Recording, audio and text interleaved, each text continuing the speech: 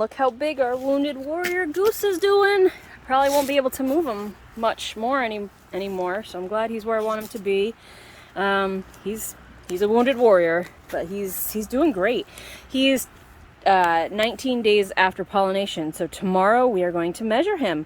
It's 4:30 p.m. right now, so I'll check back with you in the morning and we'll do our first measurement. I'll show you how we estimate the weight, and we'll start watching this baby grow. All right, it's a big day today. It's 20 days after pollination for goose, so we're going to take our first measurement. So I'm going to show you here how we estimate the weight.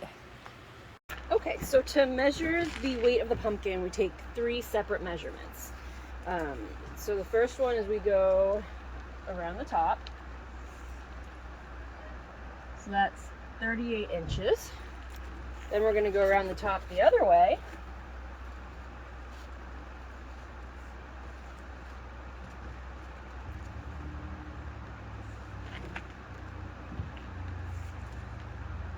(39 inches), and then we're going to do its circumference. And you always do the measurements around the biggest part of the pumpkin, and you want to keep it consistent every time you do it.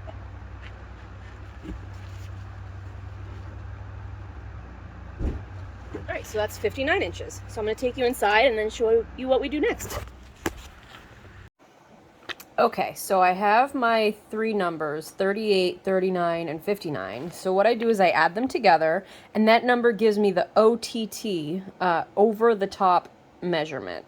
What you can do is you can use this chart and you can find whatever your OTT is, and then it'll tell you what the pounds correspond to.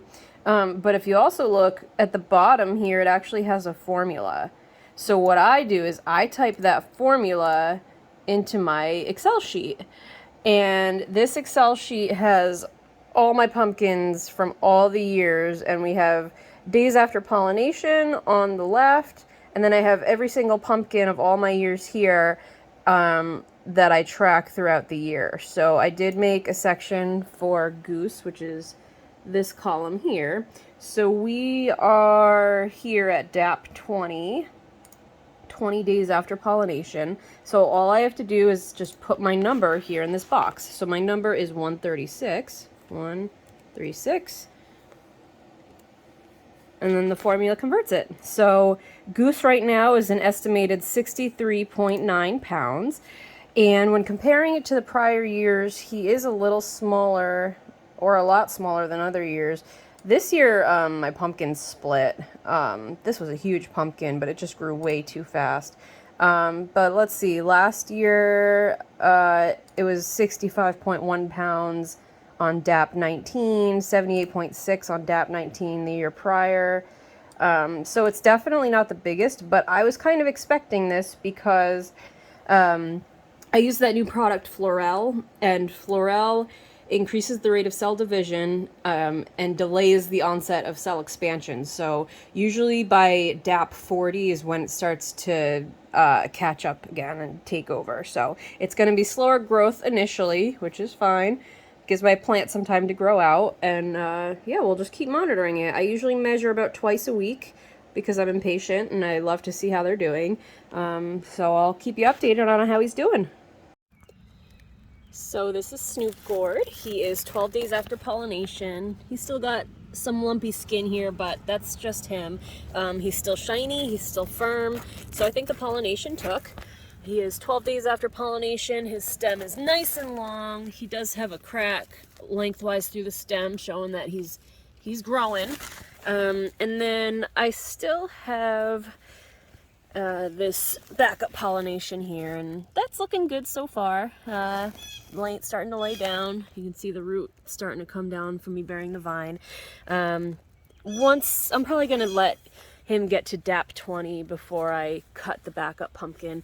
Now, I do have to put some mill fabric under him, so I'm probably going to do that today.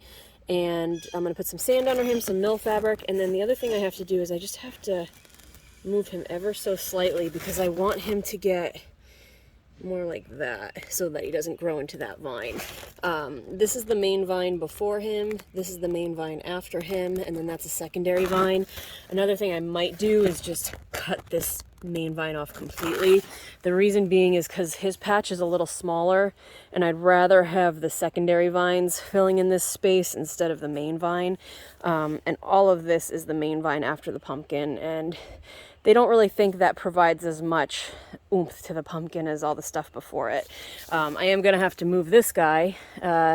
That's just a secondary vine off that main vine, and I'm gonna cut that off once I know for sure that the pollination took. If the pollination didn't take, I want that secondary vine to support that other pollination.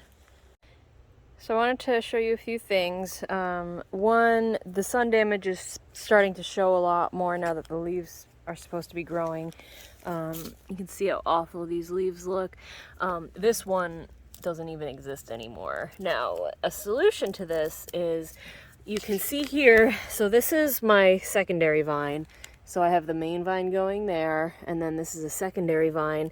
And I've been pruning off all the tertiary vines, but you can see here, I have a tertiary vine starting to grow. And what I'm gonna do is, I'm gonna prune off the tertiary vine, but I'm actually gonna let the first leaf of the tertiary vine grow to kind of take the place of this leaf that died. Same with this leaf here. This leaf doesn't look too great. So this tertiary vine, I'm gonna let the first leaf grow and then cut off the rest of the vine.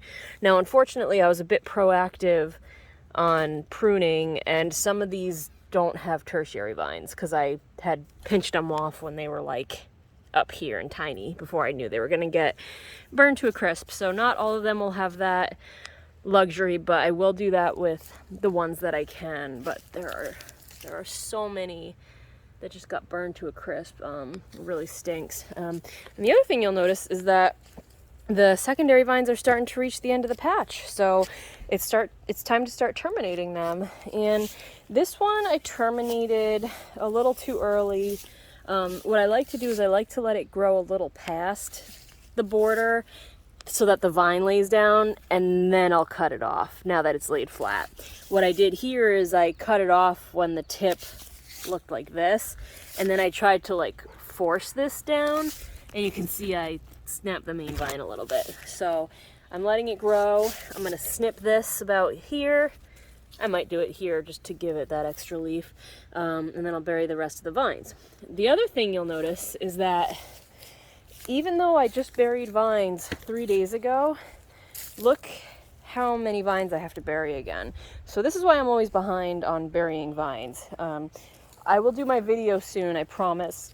But what I do is I bury every node that has laid down, and in just 3 days, I have 4 new nodes that have laid down. I mean, that could be about a foot a day based on how long those vines are growing.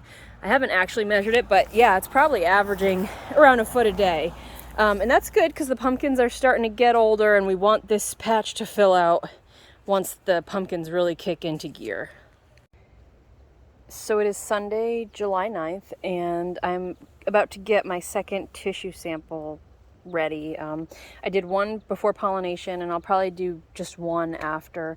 I used to do a lot more, but the results were basically the same every time I got them. So this will just give me a good idea of, you know, are things better? Are they the same? What do I have to change? What do I have to keep the same? Now, the burning of the leaves makes leaf selection a lot easier. This is Goose, and I did my last tissue sample on Goose, so I'm going to do my second tissue sample on Goose. The most important thing with tissue testing is you have to keep things consistent. So do the same plant, do the same lab, and do the same leaf maturity. If I took a really old leaf sample, that might not show the same number of nutrients as down here, because a lot of times the newer leaves take nutrients from the older leaves. Now, if you look, Goose looks great in general. For some reason, this secondary vine got burned, but none of the others did. That looks great. Now look at that compared to Snoop Gourd. His leaves look awful, just awful. I want to cry, but I'm not going to. It's just genetics, and it's how it is. So I usually take like the 4th or 5th leaf back. So we got 1, 2, 3, 4, 5. I'll probably go with either this one or this one. I can already tell the nitrogen level is going to be through the roof because of all that nitrogen bloat. So we'll see what things look like. I'm obviously going to take one of these, not one of these, because these leaves look way better. So it's okay if we sacrifice one of these ugly leaves. And what I do is I'll cut it off at the base, and then I'll kind of cut off right here, because they don't actually need the leaf. They actually test the petiole. So I'm gonna cut it today, I'm gonna dry it out, and then I'm gonna send it off tomorrow, which is Monday. And usually I'll have the results by Thursday or Friday. So we'll see how that looks.